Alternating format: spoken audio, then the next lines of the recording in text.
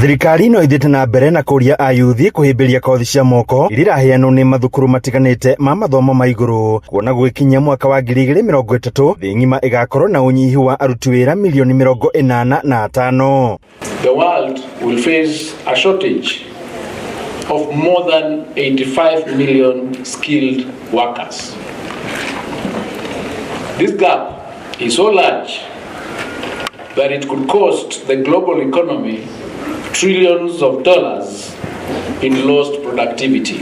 Akiaria hindi ya kuhingura kigomano gĩa gatatũ kĩa ũthundũri wa ũthuthuria wa mathukuru ma kothi cia moko thukuru-inĩ wa Nyeri National Polytechnic, Minister wa Gĩthomo Professor Julius Ogamba augĩte thirikari ĩrahĩtana na thĩna ũyũ na kũhĩmbĩria ũtaaramu wa kothi ici kuma kĩrathi nginyagia ũtaaramu wa moko na meciria mawĩra-inĩ. The government has undertaken a bold step and deliberate reforms in the TVET sector, aligning training to industry, introducing the dual training model, operationalizing the recognition of prior learning, digitizing skills mapping, and investing in modern equipment and infrastructure across all our institutions. Hamwe na ũguo, Ogamba akiuga kĩonereria kĩmwe kĩa mathomo maya nĩ waki wa nyũmba cia raithi, kuona irabatara ũgĩ wa meciria na kothi cia moko nĩguo gũcikinyanĩria na njĩra njega.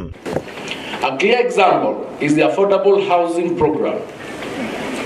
As the government rolls out housing projects across the country, demand for skilled artisans has risen sharply. Our TVET institutions are deliberately aligning training to this demand, ensuring that the skills developed in our workshops today are the very skills building the nation tomorrow.